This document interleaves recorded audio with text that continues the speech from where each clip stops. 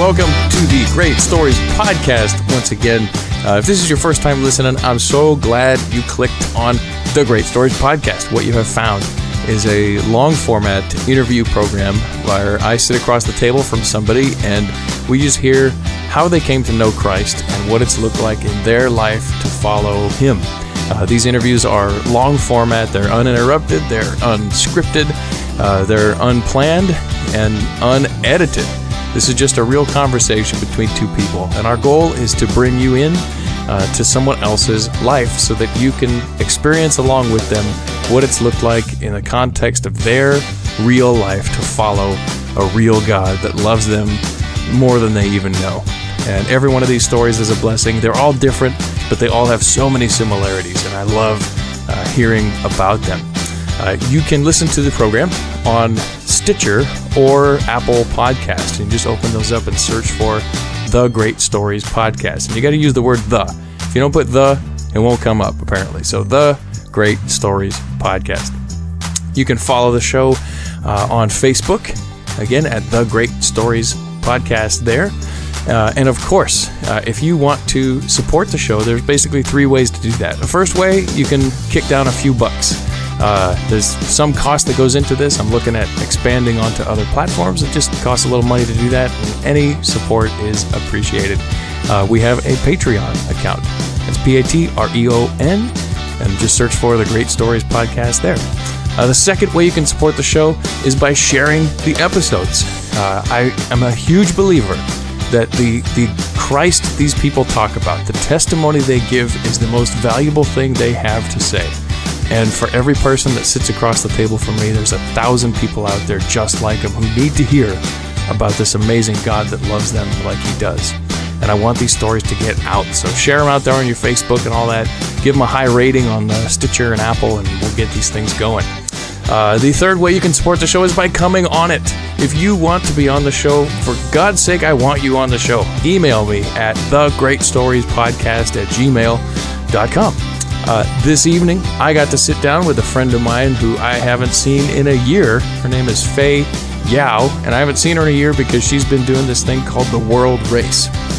And what the World Race is where people get together and they travel basically around the world in all these different countries, just meeting people and just telling people about Jesus. That's basically it. We get into her testimony, just being born overseas and immigrating here, and some of her backstory, but we spend the meat of the time just digging around at what did this world race look like. I know a couple of people who've done similar things to this, but it was really cool to hear her perspective on it and just how spending this time over there has just changed her perspective on who Christ is and what her purpose in His will might be. I'm excited for what's next for Faye, but it was awesome to listen to where she's at today. And I hope this recording is a blessing to you as it was for us to record it. Here we go.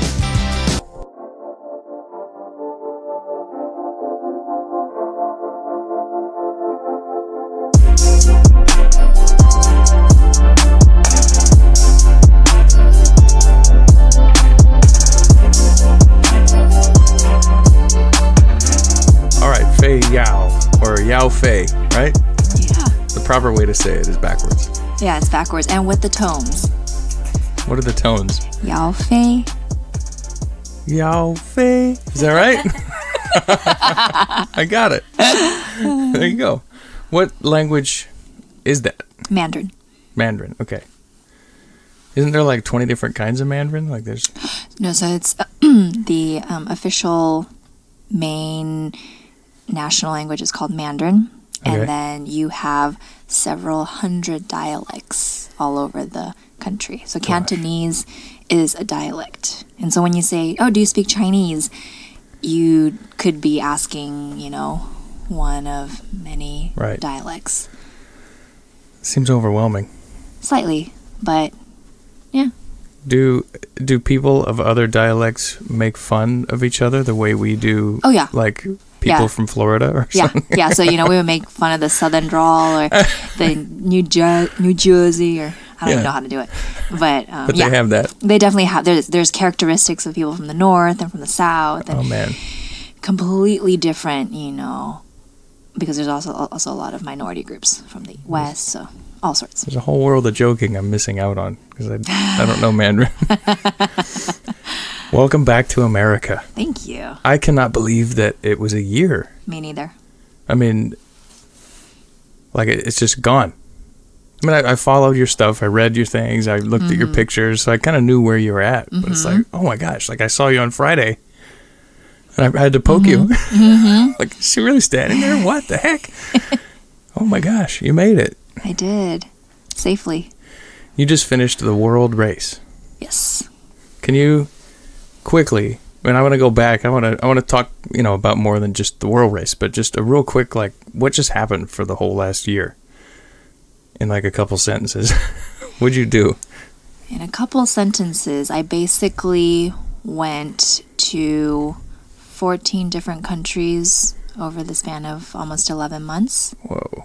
And during those 11 months, I partnered with some local ministries, sometimes local churches in certain countries, and in other countries my team and I were just completely on our own, trying to figure things out and meet locals through different means, trying to share the love of Jesus.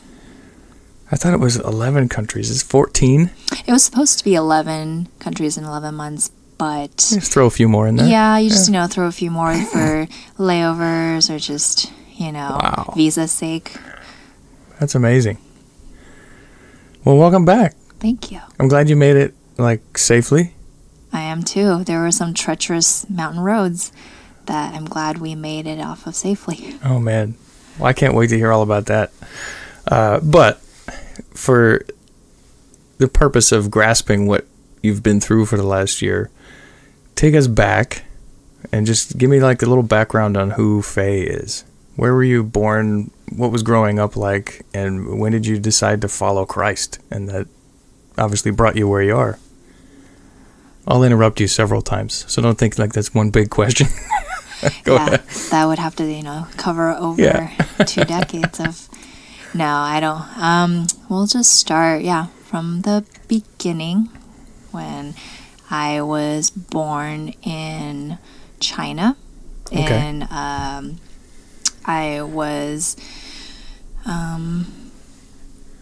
I moved to America when I was 5, so I don't really have that many memories of my time in China. So it was the first 5 years of my life, and then when I moved here with my parents to Los Angeles, okay, it was just the 3 of us, and once I arrived here, and once you take a kid to Disneyland and Universal Studios, she's not going to want to leave. There's no going back. No.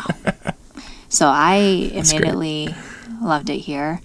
And, my parents, just through different means, was able to apply for visas to stay. And that's when I started to go to school here and make some new friends and actually learn English and be able to communicate.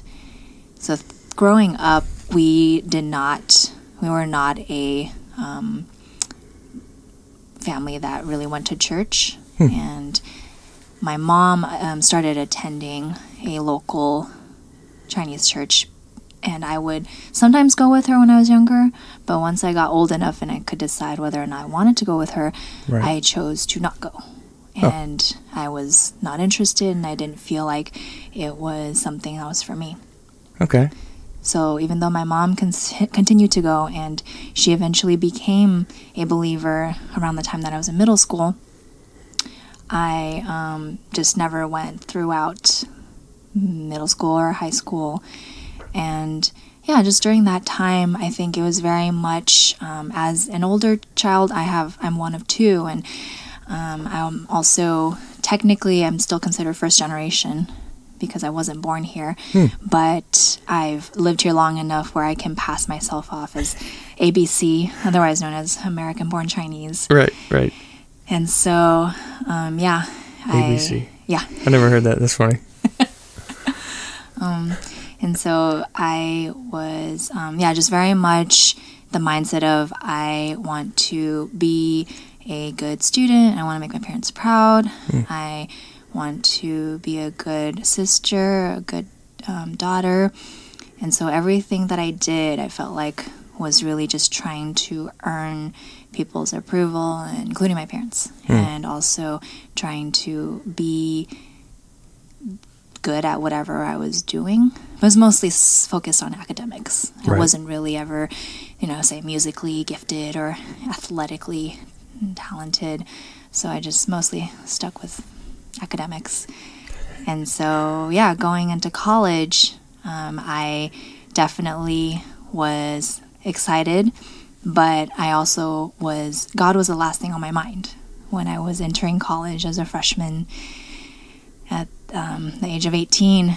And when I first entered college, I wanted to try all the things and do all the things that college students would do. And where'd you go to college? I went to UC Berkeley.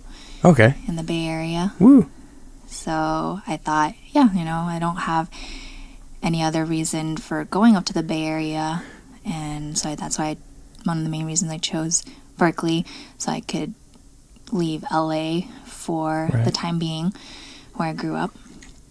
When I entered Berkeley, I wanted to check out the different social clubs on campus and meet as many people as I could, and in a way almost try to reinvent this new Fei who was trying to be more fun and more, just more social and shed kind of that old image from high school.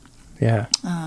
Where, didn't have that many friends and didn't really know or understand what it meant to have like a real, true friendship and relationships, deep relationships. But, freshman year quickly came to a close, and then sophomore year rolled around, and that's when my roommate at the time actually invited me out to a Christian fellowship on campus. So at the time... I didn't know Berkeley had those. Really? Oh, yeah, I know. Wow. You wouldn't expect that. I know, right? And so at the time, I thought, well, what do I have to lose? I could just tag along with her. And I know that my mom was always just praying that I would be interested and start checking out a fellowship. And they had free food offered at the fellowship. Food is always a good way to get into my heart. And so... Good to know. So at the time, I started checking it out with my friend. And it was just very sporadic in the beginning. I would only go on certain Friday nights and check it out and eat the free food and meet some people. But I was never a priority of mine. And I didn't really go on Sundays because the whole concept of church and God was still so foreign to me. But as I continued to go and trying to balance between part-time job and full course load and social life, I began to notice that there was definitely something different with this group of people at the fellowship. And it was different from the people that I had interacted with throughout freshman year. Okay. Even though I met a lot of people, they were all very superficial relationships. Right. But with the people that I was meeting here at the fellowship, I felt like there was something different about them, and there was a certain kind of joy about them, and the relationships that they had also seemed very just genuine, and they were there for one another, and they really just lived life on life together. And so that's what got me more interested from the beginning. What were the activities they did? They just hung out and talked? Or? Oh, I mean, it ranged from anything from ultimate frisbee to taking us out to go bowling to hanging out at the staff's houses. They would make us dinner. I got hooked on Korean food while I was there. It was just a bunch of different activities to help us get to know one another better. But at the same time, it was through those activities and those bondings that really showed me, you could have fun without alcohol. You can have fun just hanging out with one another, chatting, over some ice cream or some boba, milk tea. It was a really, good way to get to know people. Yeah. Whether it was people my age, from my year, or some of the older people that were around. Mm. Yeah. That boba. Such is that just a Bay Area thing? No. Or is it everywhere now? It's starting to spread quite a lot. Okay. But I think seems like every time you turn around, there's a new boba place in Fremont somewhere. I can't do it. It doesn't work. Yeah, not all of them are created equal. No. I don't mind the milk tea so much. It's the boba. It bugs me. I usually don't get that either. I just have the milk tea. Yeah. Yeah. One of my students made fun of me because last time they took me to T4 over here by American High School, I got the strawberry smoothie with the rainbow jelly in it, which is by far the most girly looking drink that they have, because it's this giant pink thing with this rainbow jelly on the bottom of it. I said, hey, I don't care. I'm secure enough. I'm just not doing the boba. Rainbow jelly. Mm-hmm. So you said your mom was praying that you would eventually come around, right? Mm-hmm. Where was Dad with that whole thing? Yeah. So Dad actually this whole time was very against Christianity and against anything that had to do with God or submitting to a higher authority. Interesting. So even from the beginning, he was very much against my mom going to church, and when she came to be a believer, he was very sarcastic and very much just kind of bashing on it. And he would say like, oh, this is only a crutch, this is for people who are weak, for people who don't just need something to turn to as a source of comfort. But he never felt like that's something that he would need or something that he would ever fall prey to. But after a while, after he realized, okay, this is not just a phase and this is something that, she's actually going to believe, he kind of backed off a little, but it was something that he was never really interested in hearing about. So, when I started to attend church, I don't think I really told him about it. It was just not something that really came up. But it's more so later on that I continued to discover that, he is still very much is very anti. Still today. Until today. Yeah. Hasn't softened yet. Nope, hasn't softened. And it's just something that has really been weighing on my heart, and something that I desire for him more than anything else. Yeah. Because I feel like it is the only thing that can really bring him out of a lot of, I think, just the brokenness and the darkness and the confusion of his own life. And I don't know too much about his childhood, except for kind of bits and pieces here and there. But I think also, just a lot of the brokenness that comes from his own childhood and his relationship with his father. Wow. There's a lot there. Yeah. Does that... I have a similar scenario. Mm-hmm. And I've found that Mom is more hesitant to engage because of Dad's kind of closed off to it. Or she just doesn't like, okay, that's great, but her really going after it herself would actually cause issues between them, kind of. Have you found that element at all with the two of yours? Yeah, definitely. I think that caused some issues in the beginning, but because I think my mom really was serious about seeking after God and ultimately surrendering her life to Christ. And I can definitely say that is literally something that saved her life on many levels. I think that it's not only that aspect, but just there's a lot of brokenness in their relationship, stemming from a lot of different things. But that would just be like one aspect of it. Yeah. They need to know the healer, right? Yeah. Yeah. Man, but then so you come back from college and now you're a Christian, right? Yeah, it was actually my junior year, and I just was sticking around long enough to hear more testimonies and ask more questions, and people were always very ready and willing to answer all the questions that I had. Yeah. And the more I learned, the more I realized, oh, this is actually very relevant and real to my life, because I had been running away for so long from this God who is my Heavenly Father, who's my Creator, who's ultimately my Lord and Savior. But I just never was able to understand or see myself for the sinner that I am until I was just shown in different ways from different conversations.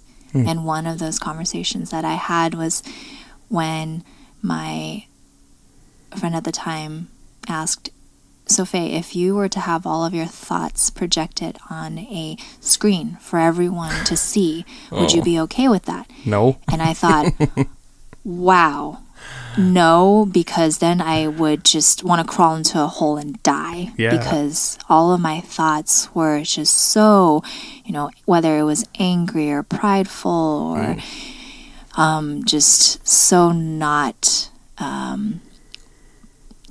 it does not portray the kind of good girl that I wanted to be. And then that's when it made me realize more of, wow, I'm actually not as good of a person as I thought I was. Right.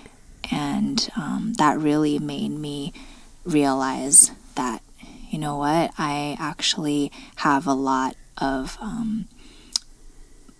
darkness and yucky stuff inside of me that I don't want people to know, but to actually learn that God knows all of that stuff already, and even after he knows that stuff, he still loves me and still accepts me for who I am and wants to restore the relationship between me and my Heavenly Father, God. It's amazing, isn't it? Yeah. It's kind of like mind-blowing when you first realize it. Yeah. And then you're just like, well, okay, what else is left? If this is real, if this is the truth, if he is the one that truly heals, and I know, why do I not just fully follow him and surrender to him? Yeah. Wow. So what was Mom's response? She was, joyous and very, very happy to hear that. And I think because of that decision, it really kind of took our relationship to a different level, because I was not always like super close to my parents, but I think because of that, it gave my mother and I something in common, and something that was very important in our lives in common. And Dad thought you were nuts. Yep. Exactly. He tried to, say that I was brainwashed for the first couple of years, tell me that I was wasting my time. You're in a cult. Yeah, all the above. That's funny. I got the same thing. Yeah, and for him, it just, makes absolutely no sense that I would be spending so much time at church, because I got pretty involved in just, if this is something that is important and real to me, why would I not want to tell other people about it and also be around the people who share the same values as me? But to him, he felt like that was time that could have been used better elsewhere to further my career, or to further whatever else. What about your sister? Where's she at with it?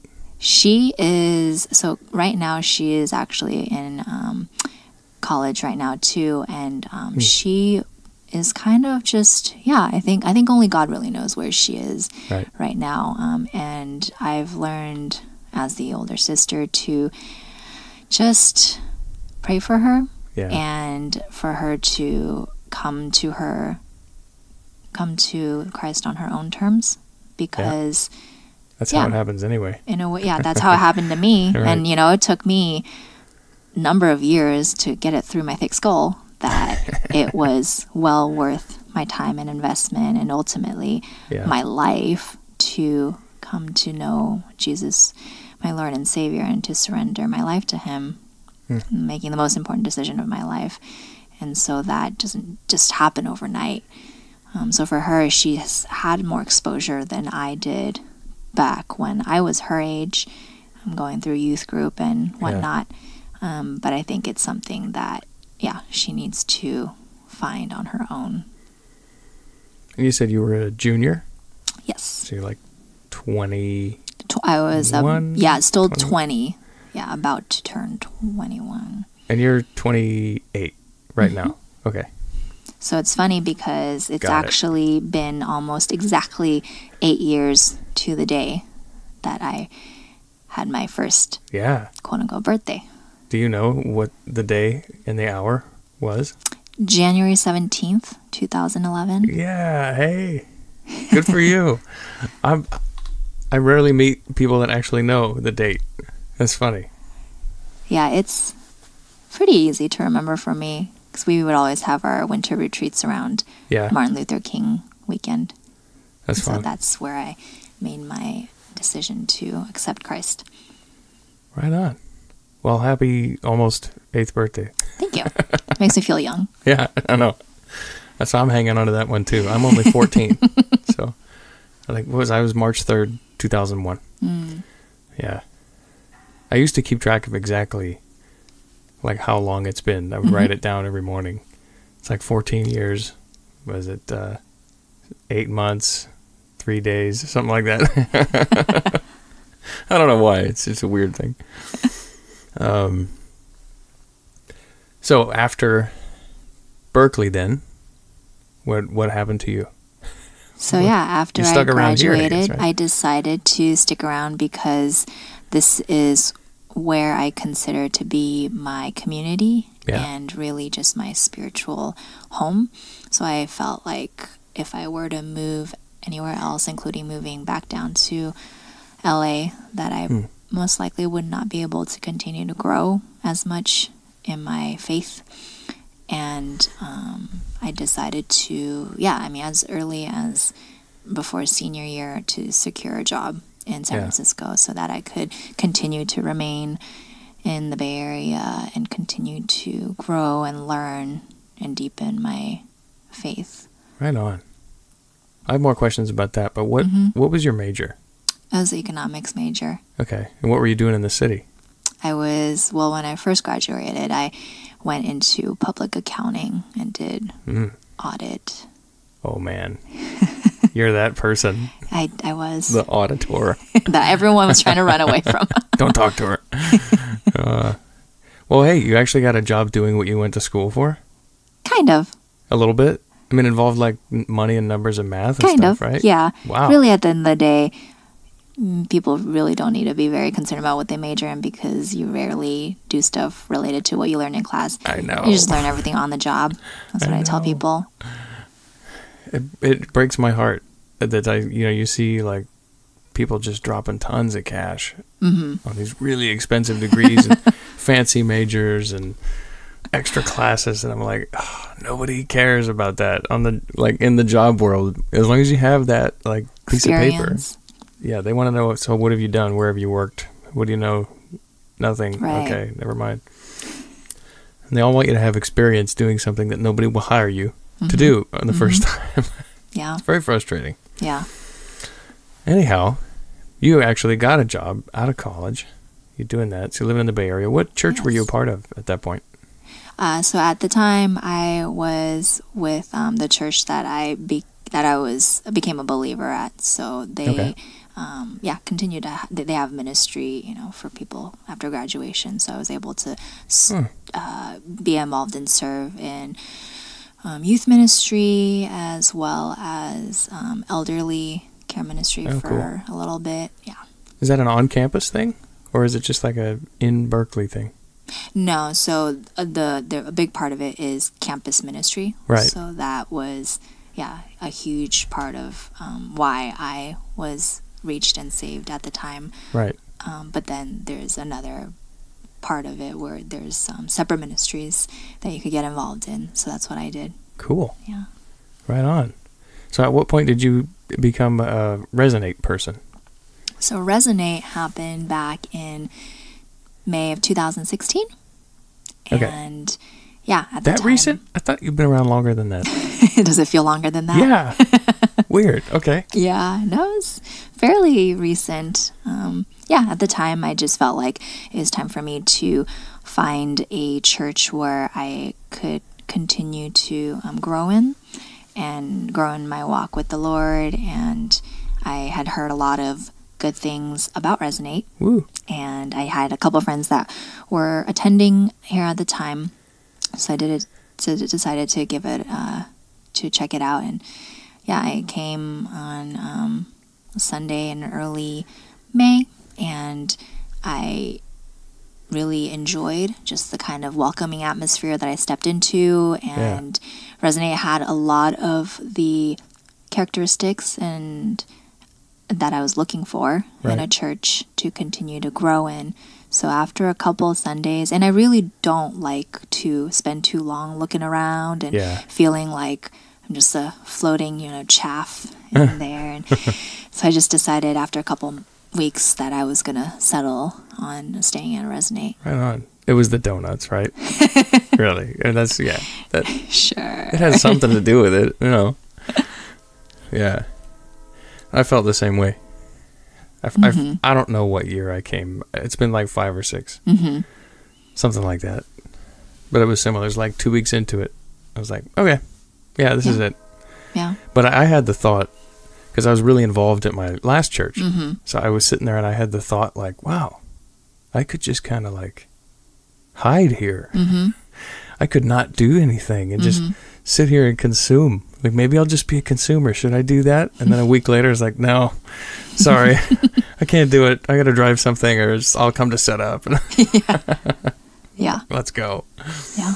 Well, I thought you were around longer than that. Gosh. I've only known you then for 2 years, and you've been gone for one of them. Yeah. What? Weird. Did you know her before? My friend here? Oh, yeah. No. Introduce your friend. I'm sorry. I'm talking to nobody over here. Introduce your friend to the audience, please. Yeah. Patricia's here. Yes. Just, hanging out, being my bodyguard. Eavesdropping. Yeah. Yeah, I actually didn't meet her until Resonate either. And she came not that long after I did. And we actually grew up really close to each other in LA, but we didn't know that. We were actually at rival high schools at the time. Fight. Yeah, but we met each other at Resonate, and the rest is history. Right on. And so, at some point in that year, well, you served in my ministry for like several months then, basically one school year, right? Yes. That was super cool. Then you graduated with your girls into the middle school. I did. For the summer. I did. But then the news came out. Fei had this crazy idea. How did the world race come into your mind? Walk me through that kind of, how did the thing come about? So I had been just getting plugged into Resonate and looking for different ways to serve and get plugged in, because I truly believe that when I'm part of a community, I don't want to just, kind of like you said, settle down into that consumer mindset of take, and really wanted to invest and while other people disciple me, have a chance to pour into other people as well. Yeah. So I've always enjoyed working with youth. So like you said, I started with the 6th graders and then moved with them into the 7th grade with my girls. And it was really awesome to just be with them. And that was really hard excited. To let you go, by the way. I just want to say that. I was like, really? Should I let her? Like, let for the greater good. Let her? Like I'm in charge of anything. Yeah, so I was really excited actually to just continue to grow with my girls. And also, I made that commitment to stick with them. But God works in funny ways. And actually back in fall of 2016, I remember there was a weekend where I just felt that God put missions on my heart. And I was kind of surprised by it at the time because it's something that I hadn't been thinking about for a really long time. Yeah. I actually went on my first missions trip abroad back in 2012, straight out of college. And that was the one and only time that I'd gone abroad.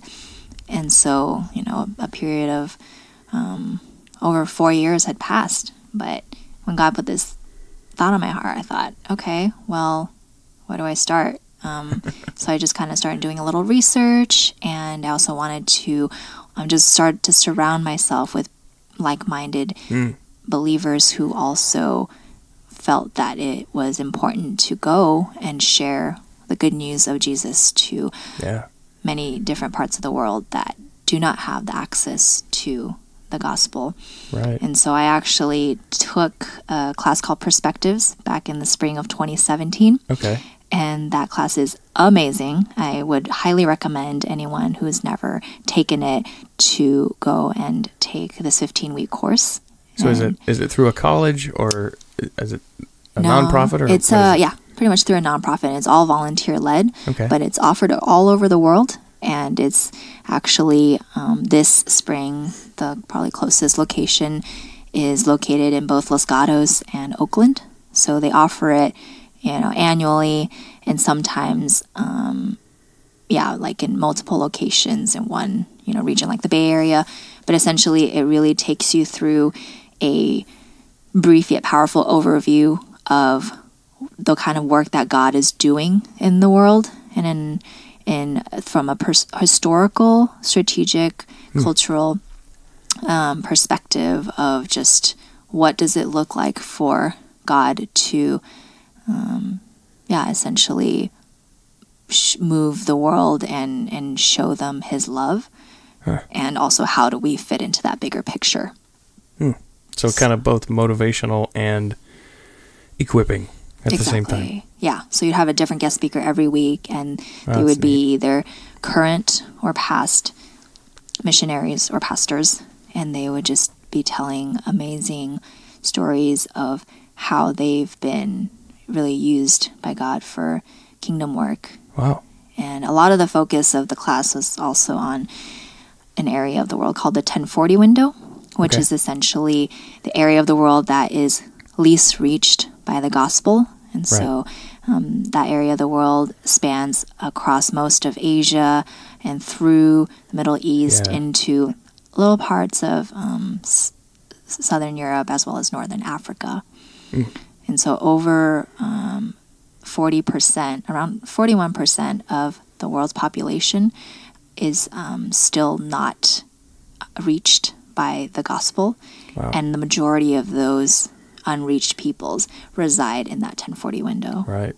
So after I finished taking the class back in summer of 2017, I just felt like I was given a load of information and resources and things that I could not ignore and had to do something with. But I just felt like, what do I do with all this that I've just received? Right. I can't just sit around.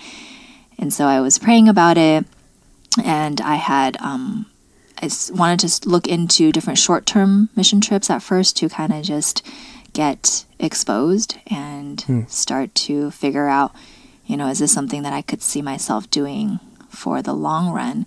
But a lot of the short-term opportunities just didn't work out for various reasons, whether it was scheduling, timing, things like that with my busy work schedule. And so I had this crazy thought this one day in, July that maybe, I could go for longer than just a 3-week trip.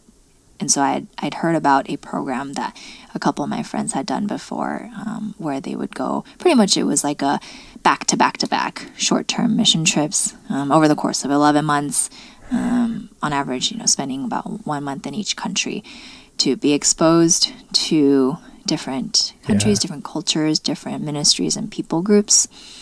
And so I looked into that, did a little more research, and And I just thought, man, this is crazy. I don't know if I could do this. Yeah. Because for my friends that know me, I am very much, I like stability. I like to know, my schedule and what's coming up next. And I've never been unemployed. Right. And I don't want to do something that's like super crazy and what in my head I would think is irresponsible. But the more that I sat on it, the more I felt like, this is something that I probably would regret if I don't do it, but I probably won't regret it if I do it. Yeah. And there's just a lot of different, doubts in my mind and thinking, okay, like what if I'm needed at home? Like what if something happens here? And what if my family needs me? Or, I made that commitment to the group of girls that I'm leading in middle school. Like that's not fair to them. And this is just not the right time. And it's almost a year of my life. I'm not getting any younger. This is going to be, what if people forget about me during the time that I'm gone? So all these crazy thoughts running through my head. But at the end of the day, I just felt like God wanted to let me know, there is no perfect time really to do something crazy for me. Yeah.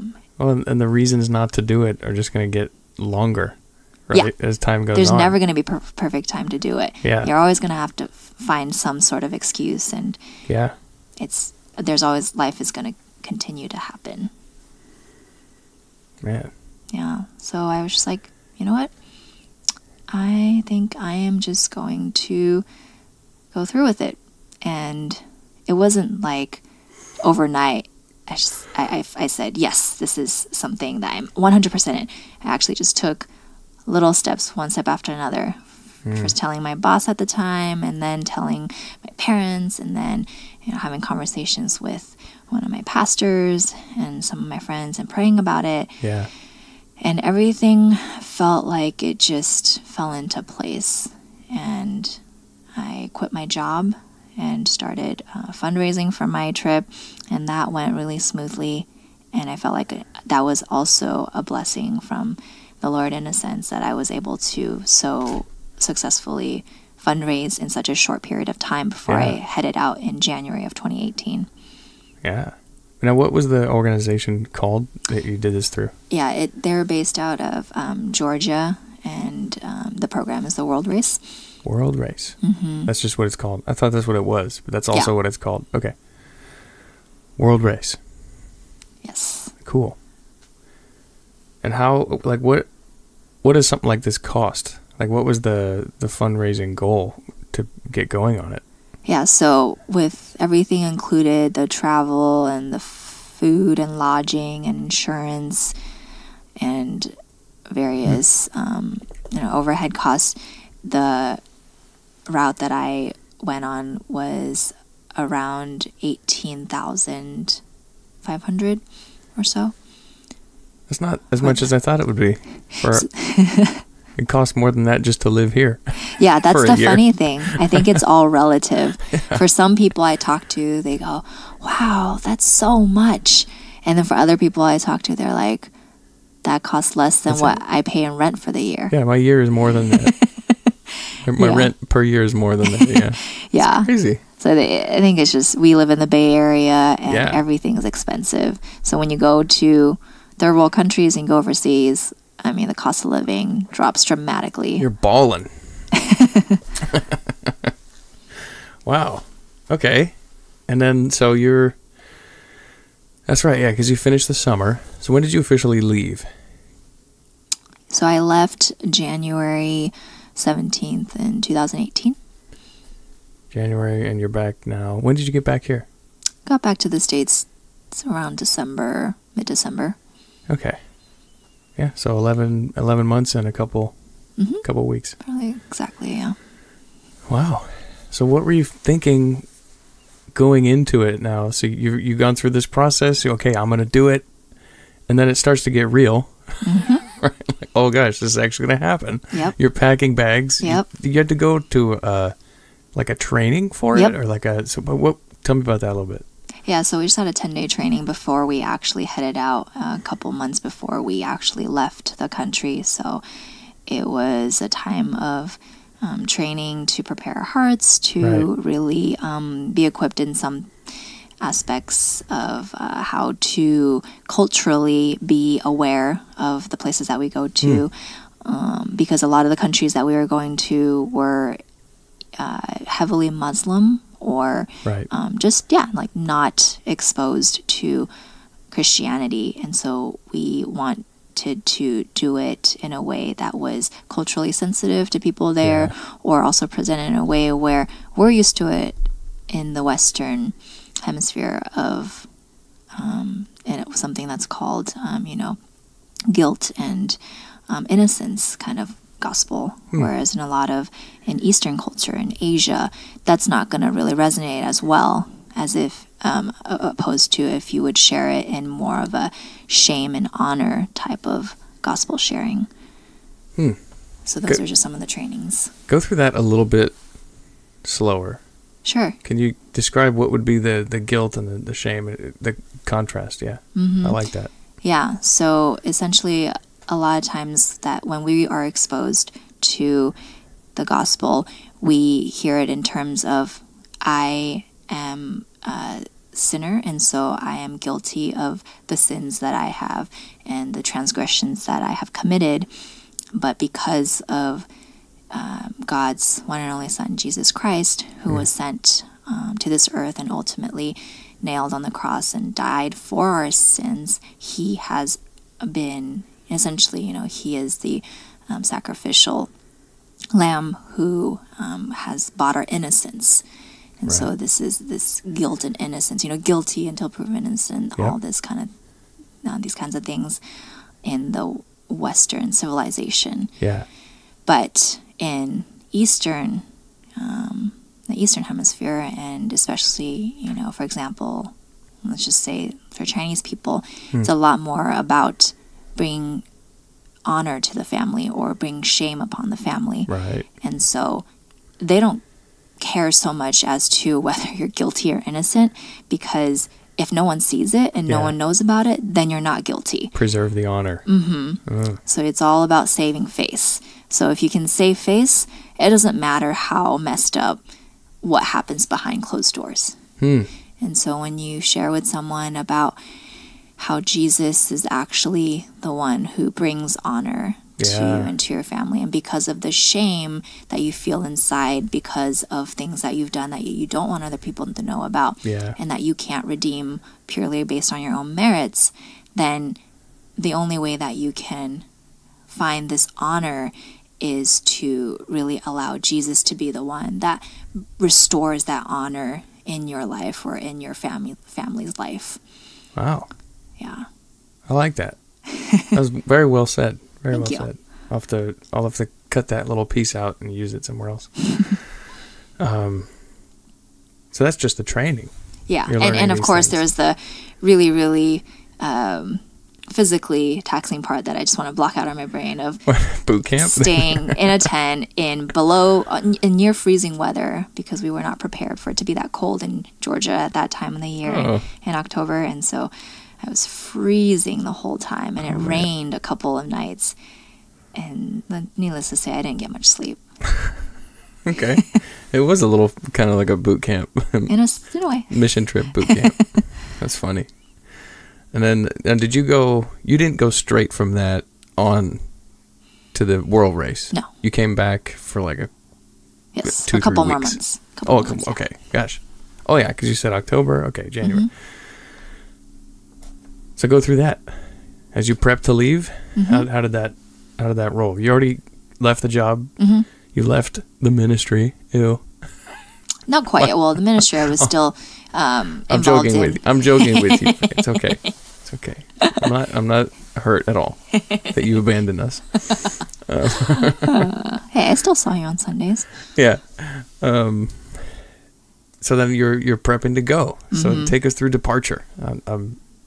This is the part that I don't know much about from here. Go ahead. So that consisted of spending a lot of time fundraising and just making sure that I was able to financially be set to go. So I'm very, very thankful and blessed to be surrounded by community who understands what it means to go overseas and share the love of Jesus to other people where it's not as accessible for them. Right. And they were very generous with supporting me. In addition, I was just meeting up with different friends and coworkers and telling them, what I was going to do, and through this too, I was also blessed with the opportunity to, in some instances, share my testimony, share stories of, just why I would want to go and do something like this, and in a way kind of put a pause on my life here in the States for almost a year. Yeah. And to go overseas. So it was just a good time of, resting but also actively engaging people in this journey that I was about to go on. Yeah. Yeah. And then you went. You actually did it. I did. I launched in January of 2018. So go through. I'm trying to think of how to do this, because you can't just retell the whole year. Like, we'd be here forever. I don't think we want to bore our listeners. We don't want to do that.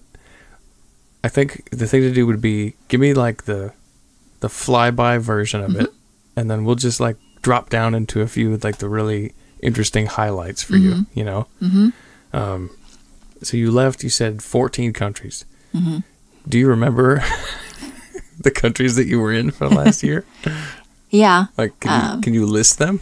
I can just kind of give like a summary of there's different just main regions that I went through. So we started off in Australia, and then we went to Southeast Asia, into the Middle East, Europe, and then ended up in North Africa. So we went to countries, essentially we kind of just circled around the globe, but we went to different countries, including Indonesia, Sri Lanka, India, Kyrgyzstan, Kazakhstan, Spain, and Morocco. Wow. Amongst other countries, And you're flying most of the time, but I'm sure there's boats and trains. For the majority of the time, it was land travel. No way. So we took the plane pretty much only the first 4 months, and then after that, we didn't see a plane again until month 9, I want to say. Wow. Yeah. So all that in between, when we were going from India into Nepal, all the way until we flew to Spain in October, we only saw trains and buses and freighter ships. Wow. What did you do? That sounds so like, just that part sounds incredibly boring. It was very taxing on the body. Yeah. And I'm sure these aren't like really nice, great charter buses or anything, right? These are... Oh, gosh. Yeah, those are definitely some of the travel days, were some of the more challenging days. Yeah. For sure. What do? You just equip yourself with some books to read, or audiobooks, or music, or just having some good old FaceTime one-on-one conversations with different teammates. I also, during that time, was able to pick up a couple different hobbies. I wanted to try my hand at hand lettering. Oh. And, other people on my team would sometimes knit, or, girls would like braid each other's hair. Just like all sorts of random things to kind of pass the time if we were kind of in the middle of nowhere. But definitely during the times when we were surrounded by people who weren't on our team, and if we could communicate with them, whether it's through Google Translate, or if they had really broken English, then we would also seize the opportunity to share with them who Jesus was and is. That's cool. I want to get to that, but you've said you had a team a few times. So were these the same people? I have trains in Newark. I'm sorry. Everyone who listens to this knows by now that there's trains in Newark. It's ridiculous. You're probably used to it, though. So you're the queen of the train. Describe the team. What did that look like? Yeah, so we had a team of close to 30 that we traveled together with. Usually the team as a whole would travel from country to country, but once we got to a country, then we would split up by sub-teams, smaller groups into different cities. And so that would be your reference group for that. Were those kind of the same every time, or did you We switched up, Okay. a few times throughout the year.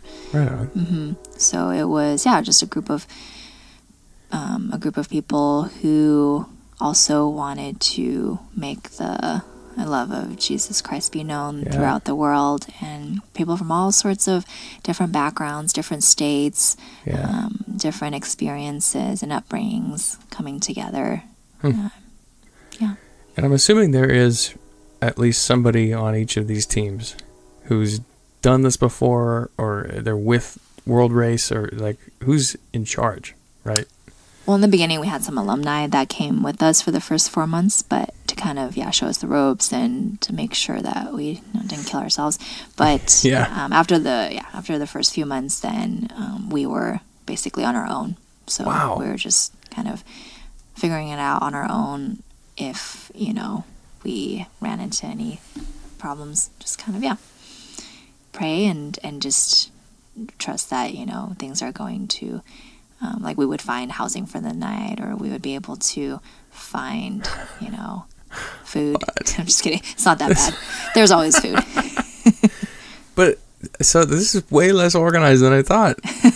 So there's not like these hubs or stations that you check into, housing that is already set up. You're just kind of... There's a few months that there's housing set up for us through the hosts that we have. So, certain months we had hosts, and certain months we didn't, just depending on the location and whether there were already a point of contact there. Okay. But, we weren't just left on our own for the entirety of the year. We did have coaches and a mentor that would come out and see us every couple months, and we would have a debrief. So during our debriefs, we would get prayed over and encouraged, and some goodies, chocolates, to refuel us for the the next couple of months. Bus rides. It's really a time of coming together to share some stories of wins, and also pray for the people that we've encountered so far on the trip. Wow. So the other question is the languages. So Australia arguably speaks English, right? Yes. Generally. Kind of. Their own way. Yeah.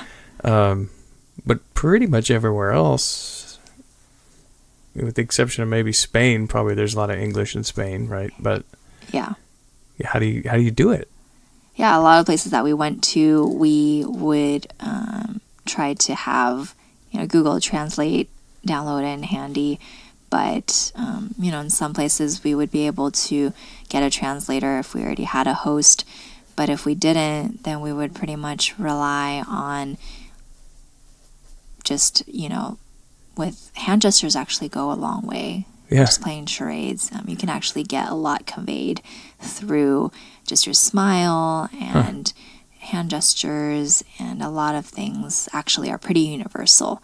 But a lot of countries in the world actually, they know a little bit of English, especially the younger folks. They know enough to kind of get by with simple sentences. Yeah.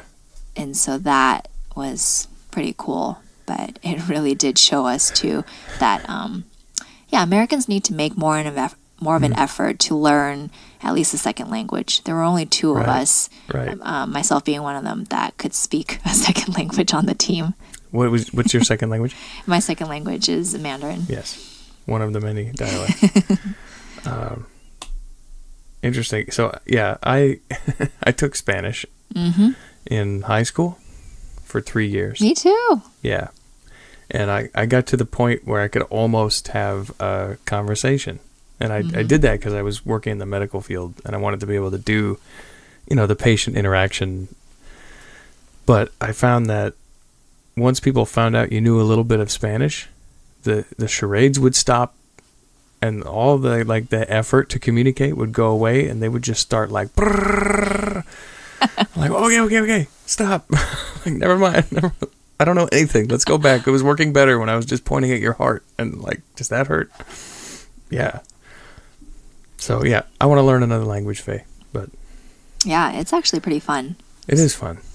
We would learn just simple phrases, but by the time we just got hello and thank you down, it was about time to leave. Yeah, a month is not long enough to learn. It's not. Like a full language. Mm-mm. Yeah. Gosh. Do you naturally pick up other languages, or is that a harder thing? For me, it's kind of actually hard.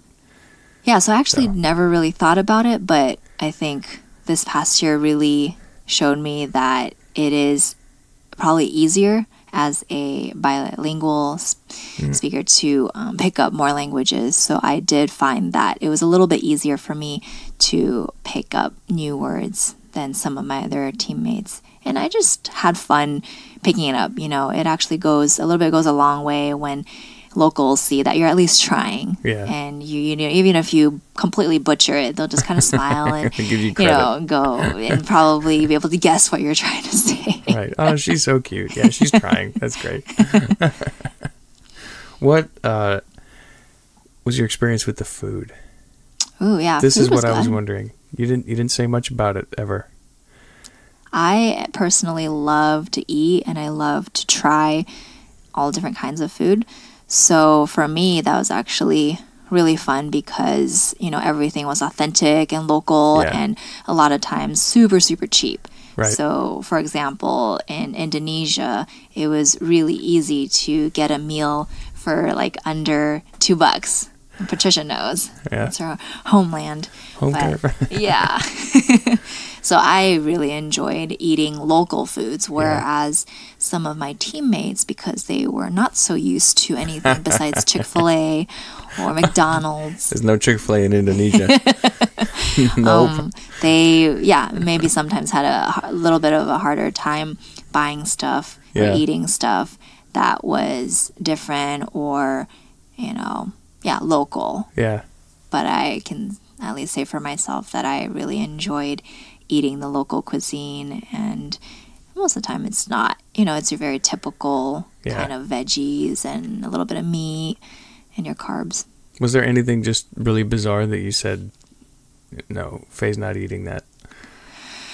I think the first thing that comes to mind that in Kazakhstan, I knew that eating horse was very common, but I actually didn't get a chance to try horse. A lot of my other friends did. You try horse? I would if they cooked it for me. And a lot of these countries actually, they're super hospitable, way more hospitable than we are, and so they will literally give you the shirt off their back if you're a guest and they want to honor you. So with food too, they will feed you as much as they can and also expect you to eat whatever's in front of them. Otherwise, it would be highly offensive. Oh, man. And so if they put it in front of me, of course I would eat it. But horse was not something that was, served more commonly where we were staying than, say, chicken or pork.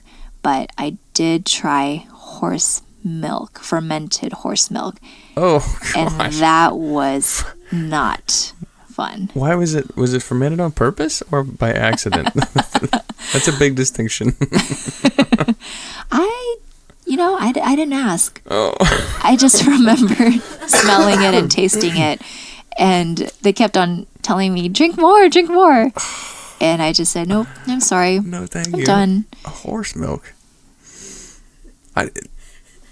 I just never thought of horses even having milk. Is that a thing? They are mammals. I guess they are, right? Wow. That's interesting. Why is it that like some animals were fine with eating and then other animals were like, oh no, that's just what we're brought up with. Like, hey, if you just look at a pig. Yeah. I'm like, I'm going to eat that? I'm like, yeah, I'm going to eat that. Mm-hmm. I got some in my fridge right there. But you show me like a cat. I'm like, no. Because those are our pets. Yeah, those are our pets. Dogs and stuff, yeah. Horse milk. Okay. Yeah, that never crossed my mind. I got to sit with that for a little while. I don't know what I would do. Yeah, but I was super thankful. I did not get sick throughout the year except for maybe one 24-hour bug in Nepal. Really? And that was it. A lot of my other friends got really sick in India or other places, whether it's from the food or water, who knows? Yeah. But Probably I was really both. thankful. Yeah. Wow, you're a little fortress. Good for you. Right on. So get to some of the wins. I'm curious. Give me just some of those moments that just stand out in your mind that just highlight that's what I was there to do, you know? Mm-hmm. So there's definitely lots and lots of stories from every single month. But I think that there were a couple of themes or just things that God was teaching me. One of them being to just pray without ceasing. And that's something that I've always had a harder time is maintaining a good prayer life and having this mentality of, oh, I guess I can just pray now. I can only pray now. But realizing that that's actually the wrong mentality of using prayer as a last resort, because it should always be the first thing that we go to. God is someone who just wants to have that regular dialogue with us and, ask, seek, and knock, and you'll answer.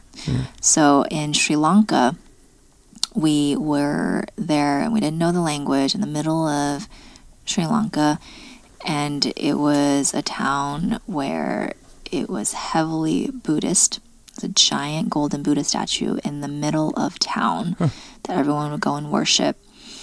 And so we arrived and we just talking amongst us and going, what are we doing here? Who are we going to talk to? And we just decided, let's just pray. So we prayed while we were at our hostel. And literally within the hour of praying, this guy walks in and he said, hey, my friend the hostel owner called me and he said, there's some guests praying here and maybe, you might want to meet them. This looks like they're doing something that might be related to you. I don't know. And so he showed up and turns out that he's a pastor. Wow. And so this pastor in this little town in the middle of Sri Lanka, he basically pastors a congregation of around 20 people in pretty much kind of like an underground church in the area, because it was something that is, it's not very welcomed in the area. Yeah. And so he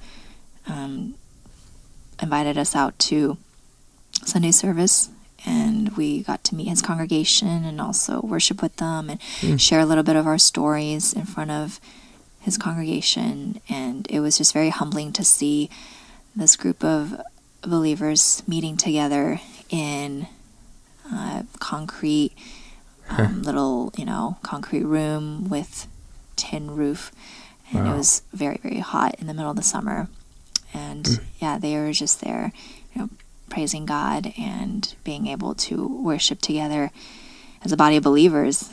And when we asked the pastor, what are some ways that we can help you?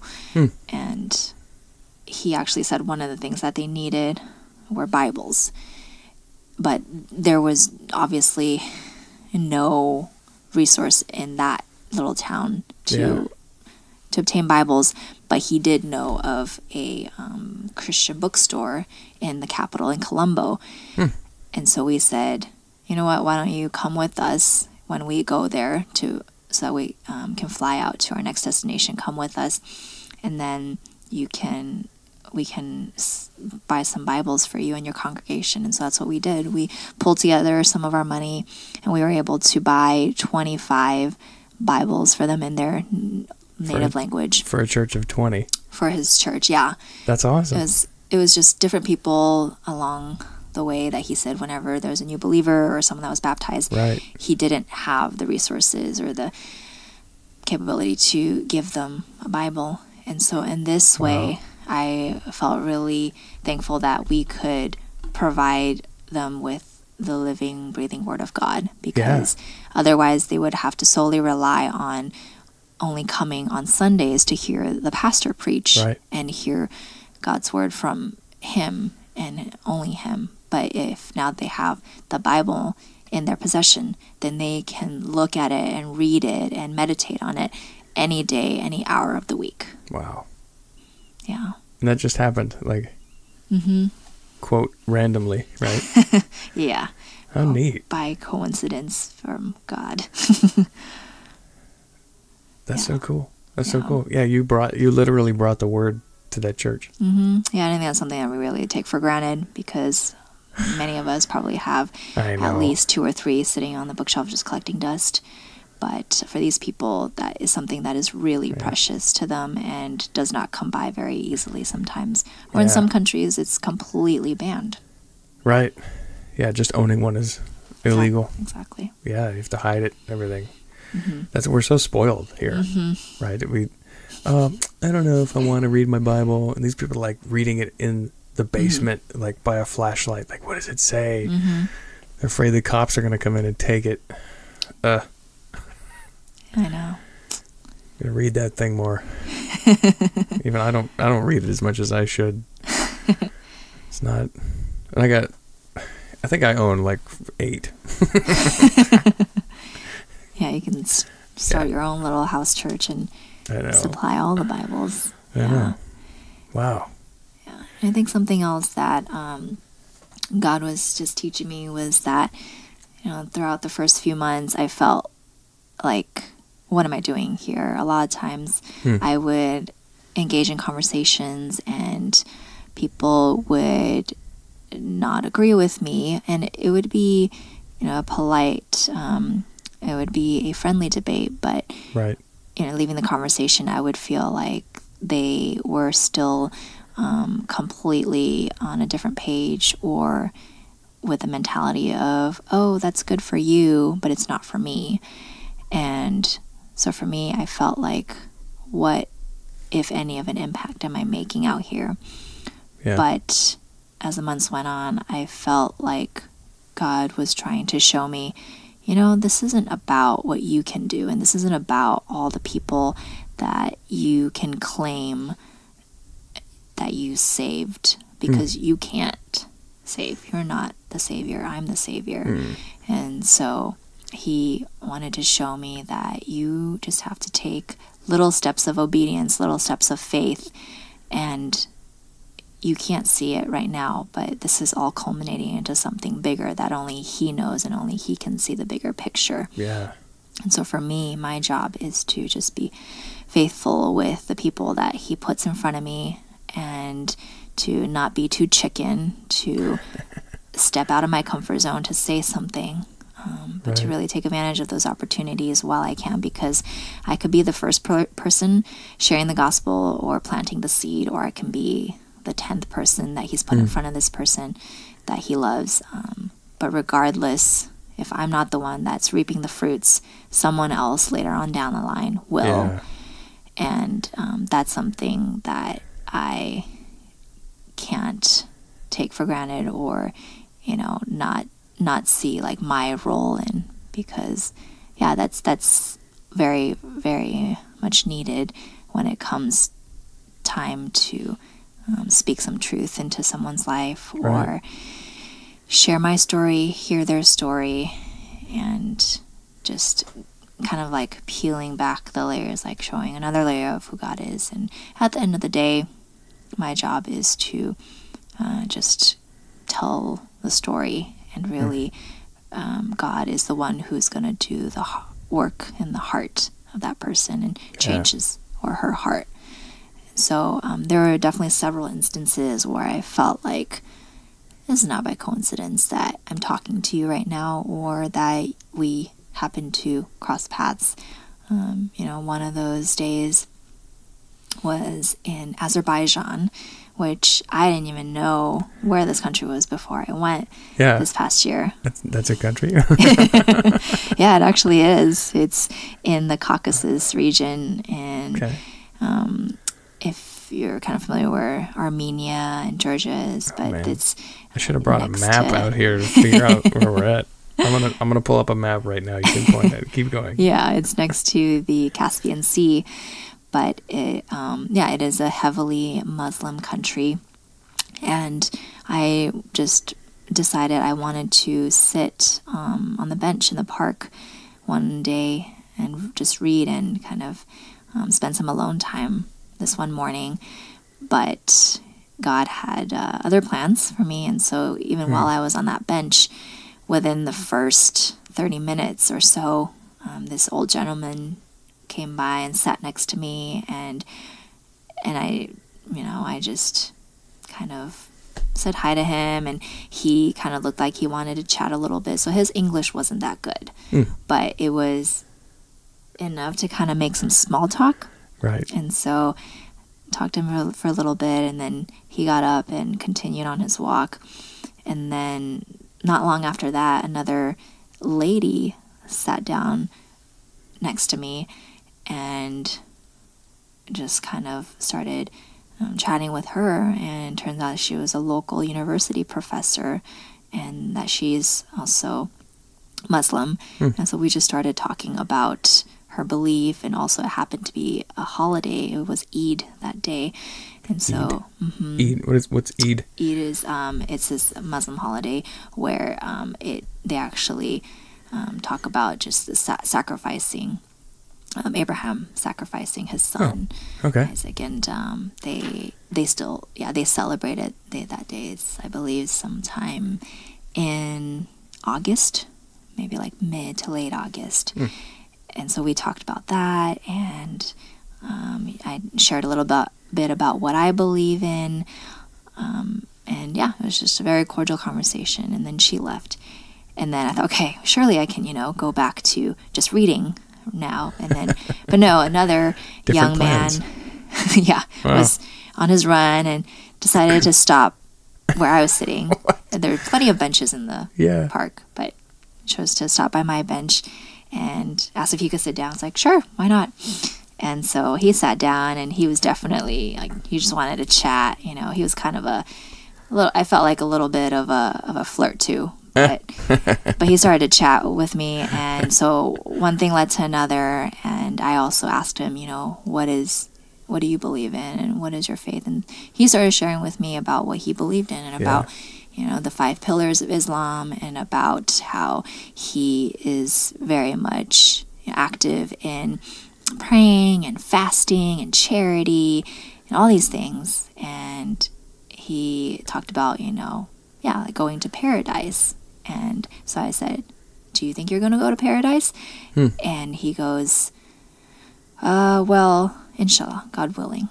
And so I said, do you pray 5 times a day? Because from my understanding, you have to pray 5 times a day facing Mecca if you want to go to paradise. And he said, no, I'm too busy for that.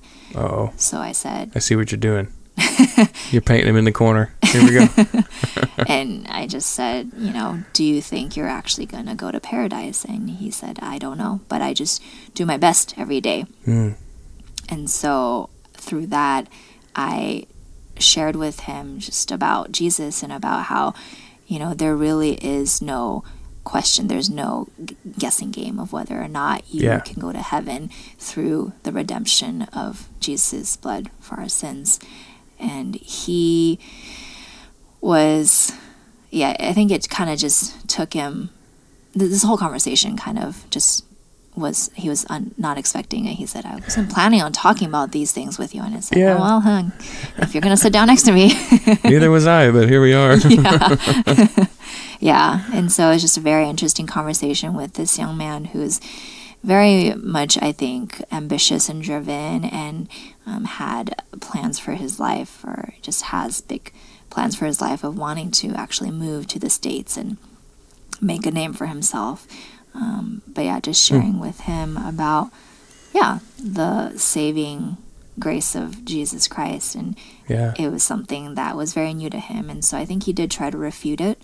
And it was something that he wasn't obviously readily going to agree to, because he's been taught something much different for his entire life. But at the end of it all, I wanted to try to see if there's any way to continue the conversation, or,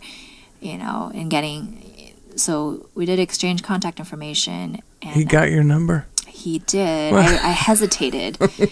I definitely hesitated. Yeah. Because it's something that I don't like doing, but I really felt like I wanted to continue the conversation. Also bring one of my guy friends along next time. Right. But yeah, I tried to reach out a couple of times, or he also, proposed a couple of different times to meet up, but it just didn't really work out. And so we didn't end up meeting up again for a follow-up conversation. But I definitely felt like that day in the park was not by coincidence that these different people came and sat next to me on a bench and having these conversations. And so in this way, I felt like, maybe I didn't see anything come of these conversations, but maybe the seeds have been planted, and that's hopefully something that leaves them thinking about more of why they believe in what they believe in. Yeah. That's amazing, because you always wonder how many of those types of situations was God actually orchestrating, and maybe I just missed it. I wasn't there. I wasn't looking up. I wasn't feeling friendly. I think about that all the time, especially in places that I go frequently, where I actually do see the same people. Yeah. Like, you go to the gym. You go to the gym on any regular basis, you see the same people there, and I'm like, darn it, like, I've never said hi to that person. I'm sitting right here. Like, this could be one of those things. Like, hey, how you doing? That could be it. And that tips off this kind of conversation. You're right. It's you were there, available, you're on the world race. It's kind of what you're here to do. You want to be alone, but you're still available for it, and you took it. It's neat. I think a lot of the times it's really, like you said, just being aware and open, and not so much head down. I want to focus on what I need to be doing right now, but to be more open to the different opportunities that God places in front of us. Yeah. That is neat. I found that on a map, by the way. Now I know where it is. Yeah, so next time you, for some reason, have a reason to go to Baku, Azerbaijan. Azerbaijan, there it is. Yep. There's a lot of little countries over there that you just don't think about, because we're all thinking about Afghanistan and everything. Yeah. What is the primary language of Azerbaijan? Azeri. Oh, it's their own thing. All right. Yeah. Get it. Do your own thing, guys. When they're in such a close proximity with each other and the same region, there definitely is some overlap of different words there. Oh, yeah. But not the whole language. Yeah. Right. Wow, keep going. This is interesting. What else are some wins? I think that, it was throughout the year, a lot of it was just building relationships, relational evangelism. There wasn't, necessarily many set structured times where there were months where we would teach English or help out at a local church, but a lot of times, it was just us taking the initiative to go out and talk to people and meet people. And so I think that was definitely just something that was stretching for me and taking me out of my comfort zone. But it also did teach me that, you get as much out of it as you put into it. Right. And so I'm just really grateful that God was the one that just gave me the endurance to keep going and to keep persevering even when things got harder, or it just was a little more tiring and taxing. And towards the end of the 11 months, you just want to have a room that you can close the door or spend some Your own bed. quiet time. Yeah. Your own bed to sleep on, that you're not afraid of finding bed bugs or lice. Oh.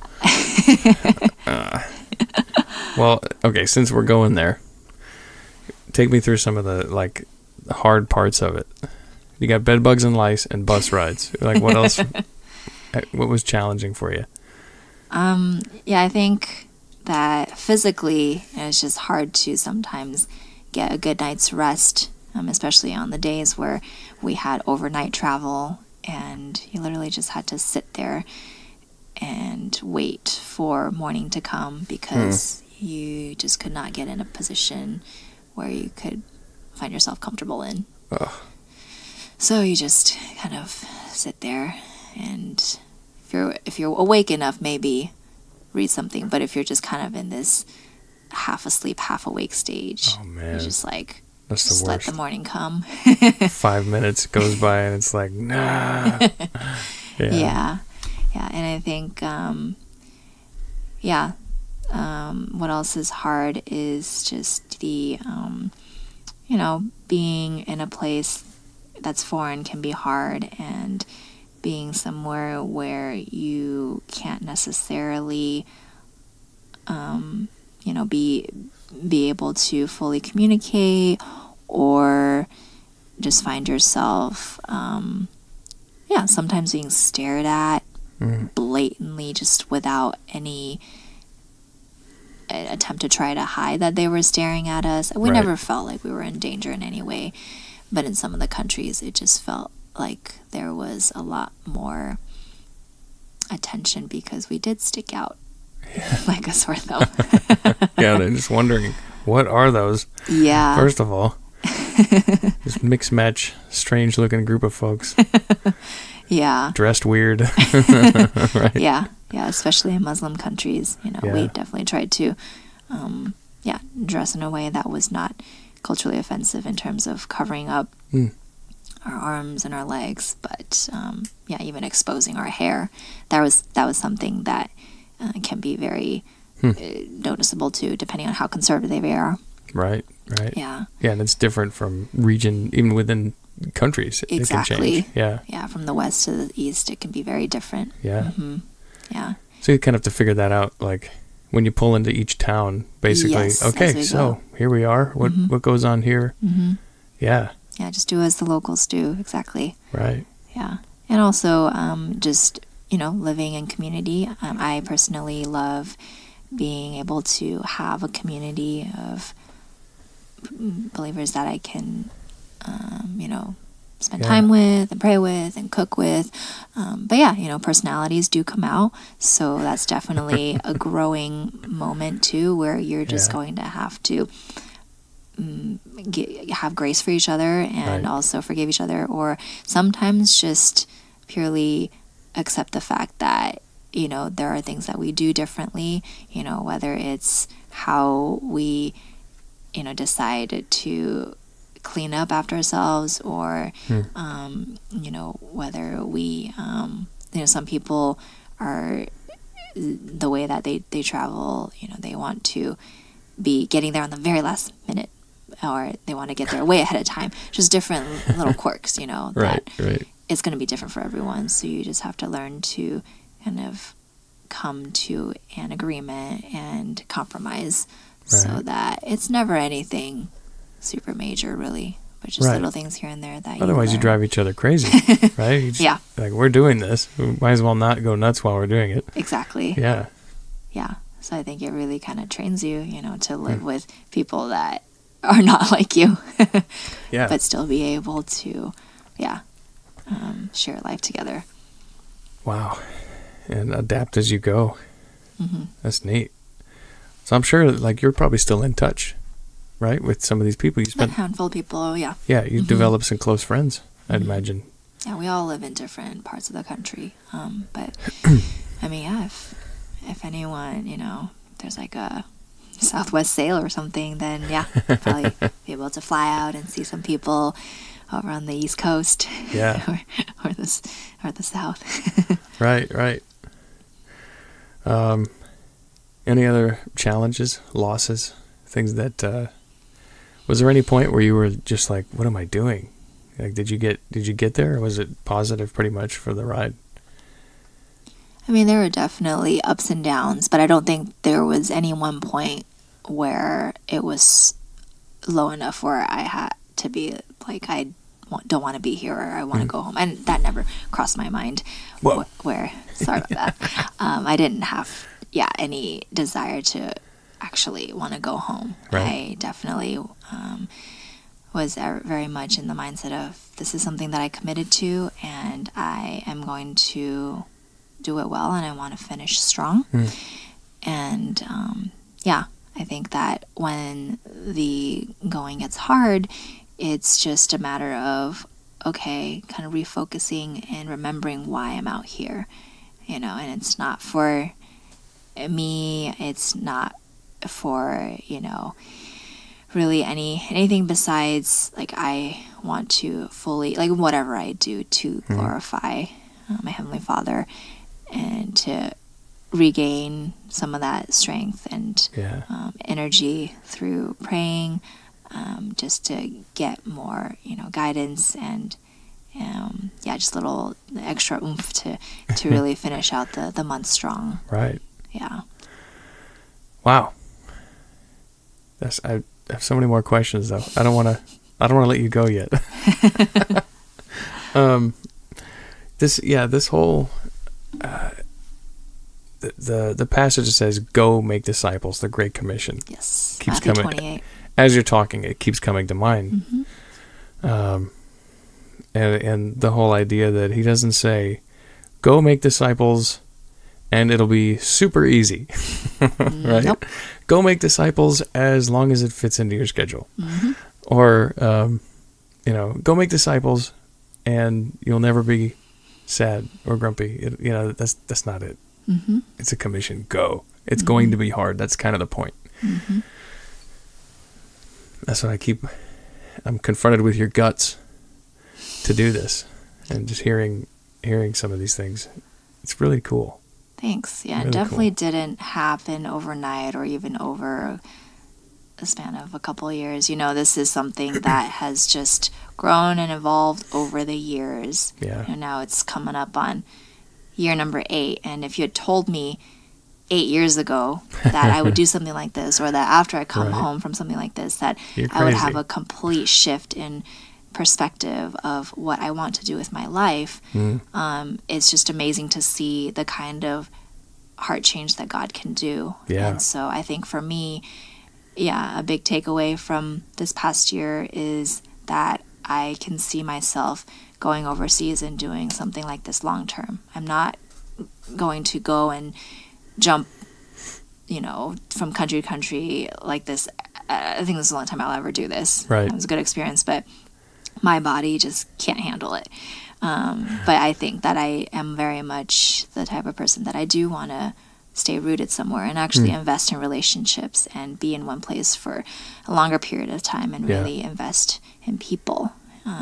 So I don't know when or where that's going to happen, but I think that is something that God has really put on my heart. And I can't imagine, doing something that would be as rewarding or as hard, but also just worthwhile in terms of my time and resources. Yeah. And so for me, that's something that is just so new to me, and I'm still processing, and it's going to take a few more months to still process through that. Right.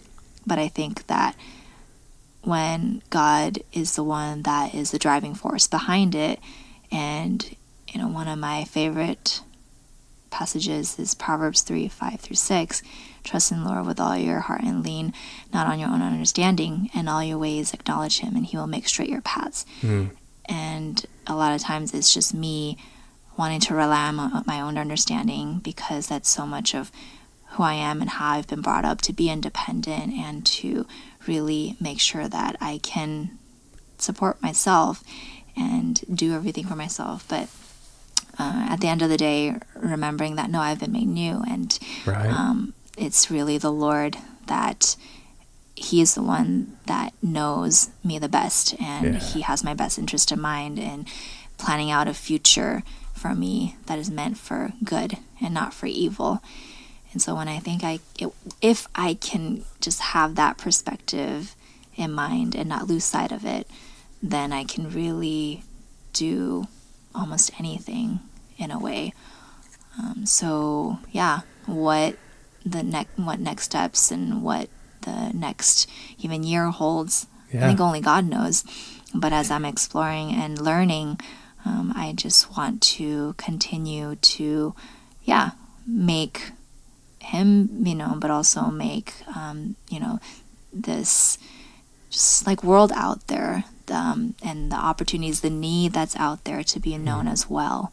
The harvest is plentiful, but the workers are few. Yeah. And that can't be more true than in some of the places that I visited this past year. And you can just walk for hundreds of miles, and there's not going to be a church in sight. There's not going to be a Christian in sight. And so when you see it like that, you ask yourself, well, how else are these people going to get here if not through us, And if not me, then who? Right? Exactly. Yeah. And there are people out there, they're hungry, they're waiting, they're seeking. But unless we obey and we go, these people are not going to be able to hear the good news of the gospel, even if they want to ask those questions, even if they want to hear. That sounds like a calling to me, what you just said right there. I'm still trying to figure out what the heck I'm getting myself into. Well, you should go back and listen to what you just said, and then I think, there's a lot of clarity in that, because not everybody feels that way. Yeah, and I would say it's okay. Right, not everyone is supposed to be a global missionary, right?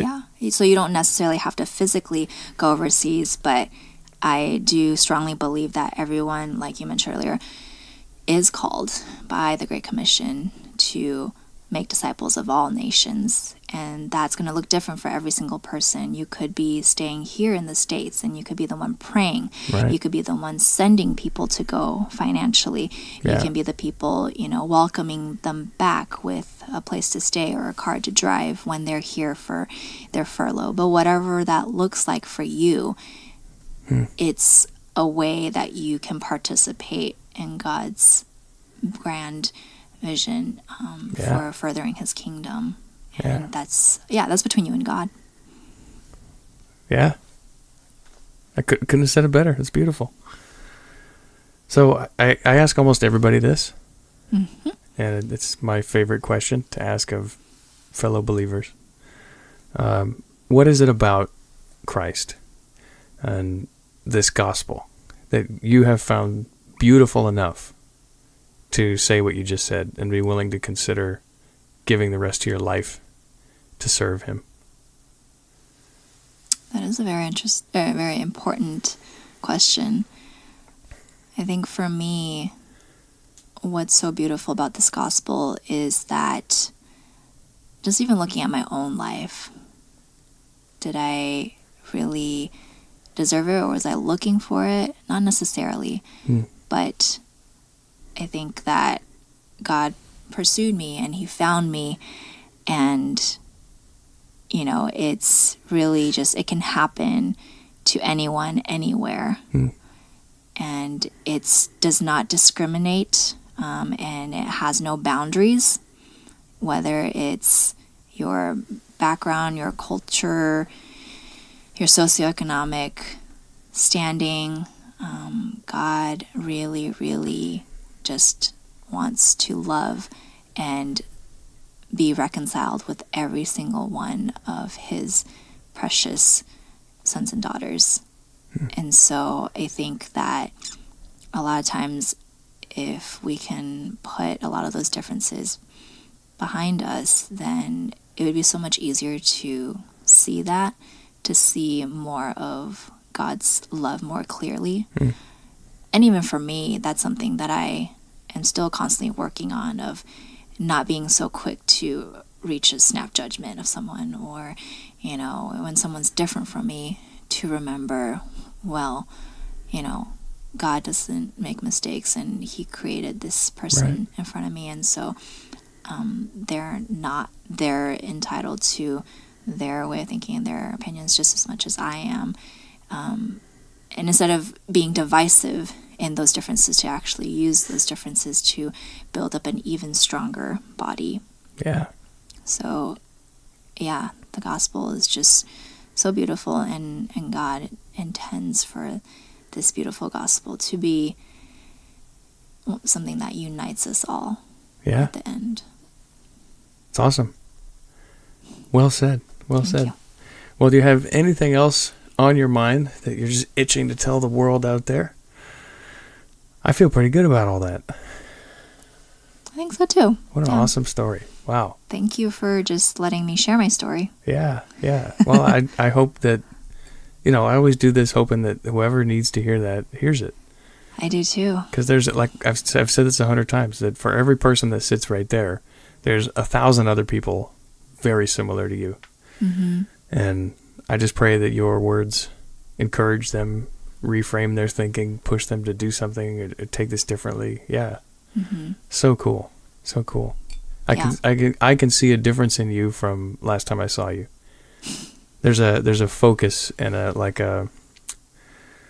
what's the word? I'm a very warlike person, so I default to using intensity. Like I think focus is good. There's a good focus. There's a presence and forgive me, but like a grandmotherly, matriarchal, is that right? Is that creepy to say? It's not bad. Well, I think you're the first person that brought it to the grandmother level. Sometimes they'll get motherly. Well, okay, motherly. We'll take it back a generation then. I mean, don't speed things along here. I'm not even a mother yet. No, I'm usually not at such a loss for words, darn it. There's a better way to say it. People know what I'm trying to say, right? You seem like there's a stronger presence in you. There's a focus and an intensity for the gospel that you had it before, but I see that it's more now. And that excites me because you're now like, what's next? You don't know what's next. You might even be afraid of what he might ask you to do next. You should actually, because you won't be able to do it. It'll be him doing something with you. Exactly. But you're available for it. And that's exciting. So. Yeah, exciting, scary, whatever adjective you want to put to that. Yeah. Yep. But it is going to be quite the adventure. I've heard people say that we should pray in ways that we imagine makes God sweat. And he should use us in ways that terrifies us. So it's like each of us is up in the ante. Like, I'll pray for crazy things, and God's like, no. That's not crazy enough. You're going to do this crazy thing. This is what you will do in my service. And it's nuts. Yeah. Treasures in heaven, homegirl. Yes. It's something that I'm learning every single day, what that looks like. Yeah. What am I storing up? Yeah. Yeah. So you're going to be living in LA for a while, or what's the immediate next for you? No one knows. You don't even know that. What about tomorrow? Okay. This is a real adventure now. You're still on it. You thought you were done. I know, right? Wow. All right. Still going. Month 12. How could I or people who are listening just be in prayer for this process for you in the next, I guess, 4 hours while you figure out what you're doing tomorrow? Yeah, but this season, yeah. Yeah, I think really to just be fully open and trusting to what God has in store for me in this season, in this new year, whatever we want to call it. Yeah. I feel like, there's a part of me that's definitely open up a little more. It's a little more free now to not have such a tight grip over every single aspect of my life, but more so being a little more open-handed with what I have, whether it's with career or with family or with my future of anything. To just fully trust in the Lord that He's with me through it all. And ultimately to really be okay with, wherever I end up to be able to thrive wherever I end up, really. Yeah. I don't want to just merely get by. That's no fun. Yeah. Yeah. Get crazy with it. Why not? Right? Yeah. I don't think my friends would call me crazy, but we'll get there. Get crazy. Yeah. I always tell people, like, if God is actually who he is, and he's actually in charge, and he's actually all powerful, and he loves us that much, and he has a plan that has us in mind, how can we mess this up? Really? I just start saying yes to see what he does with you. It's crazy. That's true. Yeah. Yeah. Yes will lead to another yes, and before you know it, you just can't. You're in Sri Lanka. Go back anymore. Yeah. Awesome. All right, Fei. God bless you. Thanks for coming in and talking to me. Thanks for having me. Give me a high five on the outside. Here we go. Yeah. Thank you. Thank you. All right, there's another one for you on the Great Stories podcast. What a great time. Thank you so much, Fei, for coming in. She's so busy. She's on the move. She's not even settled yet, but she took a couple hours out of her busy time here to talk to all of us, and I just hope hearing that was a blessing to you as it was for me. It was really great to hear about just how it's changed her to be in this scenario, and just giving her a perspective on what it means to be commissioned to go into the world and make disciples at our own expense, to die to ourselves for the sake of others knowing this God. It's beautiful. Glad to have her back, but I can't wait to see where God takes her next. It's going to be amazing. I know it. Thanks for listening to the show. Help the show out. Pump it up on the Apple app. Give it a 5-star rating there. Give it a good thumbs up on the Stitcher. Leave a comment there. Share it on your Facebook page. Let's get this thing out there. Gosh, if there was ever a podcast that demonstrates the need for the word to get out, it's right here. What an easy way to do that is to share our voices and to share our message on this format. How cool is this? But technology is so awesome. How would we do this 100 years ago? It's crazy. I love it. Anyway, thanks for listening. Again, if you want to be on the show, or you know someone who would be great for me to talk to, shoot me an email at thegreatstoriespodcast@gmail.com. See you in a couple weeks.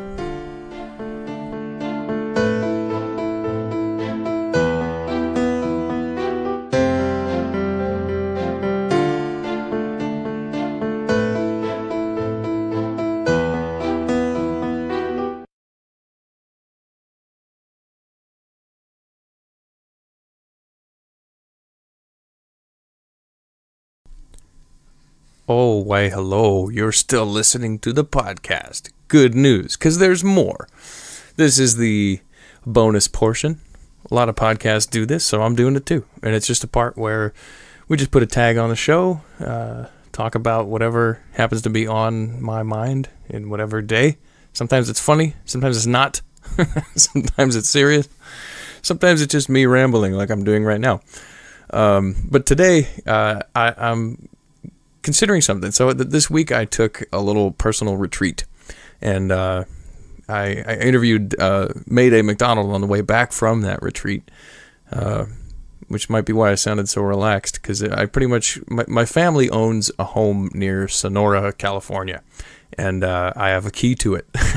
So I can kind of go up there and hide from the world and just kind of be a recluse for a little bit and spend some time inside my own head. A lot of times just the busyness of the day-to-day, just being home, it's kind of hard to just calm your mind. Excuse me, gosh, and to be still and just really be calm within your own thoughts and just really think things through. And I have a hard time doing that. I mean, I'm a busy person. I live at a crazy pace, and I love being that way. I thrive on a full schedule, just going and going and going.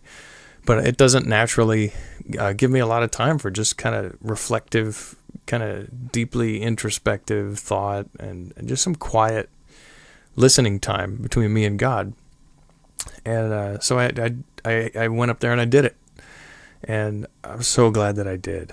I had just several periods of time where I was just able to be still and quiet And nature helps with that. This house is up in the hills, and I have this spot up at a little lake up there called Pinecrest Lake, and there's this hiking trail that goes around it, and it's not that far. It's maybe a mile, if that. Not even that. Gosh, maybe like a half a mile hike, and you get up onto this like rock outcropping.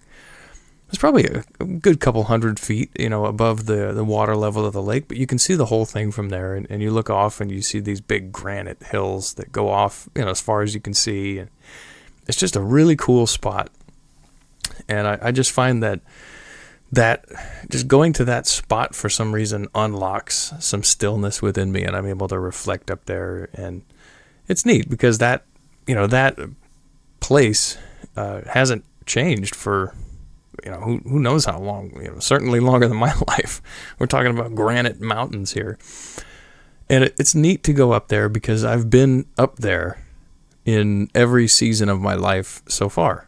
And when I was a kid, I think my parents purchased that house, I think when I was in 6th grade, 5th grade, something like that. So basically my whole conscious life, I've gone up there basically every year.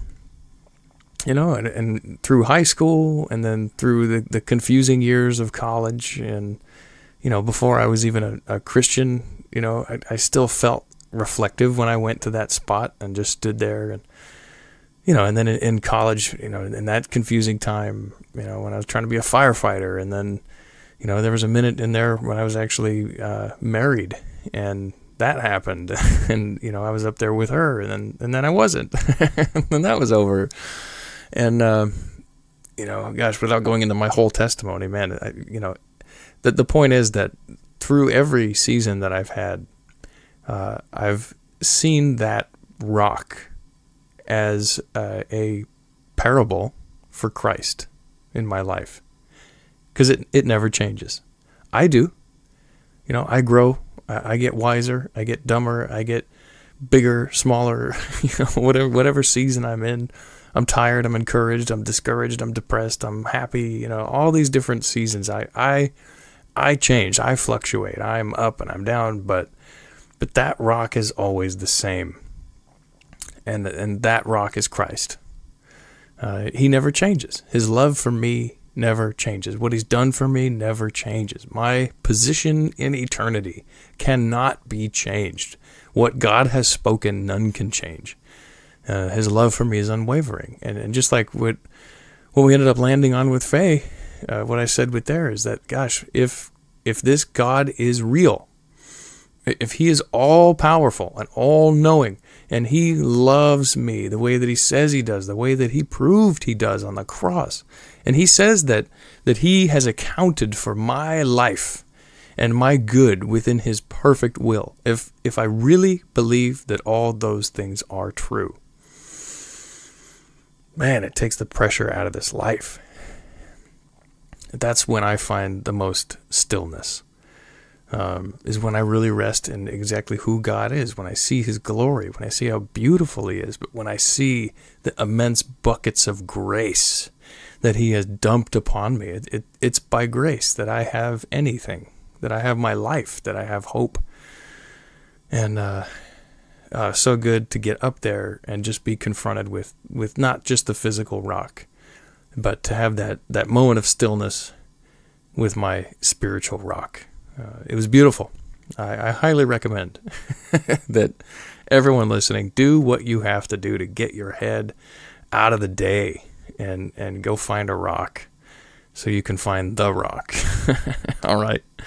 That's all I got for you. I will see you or talk to you in a couple weeks. Bye.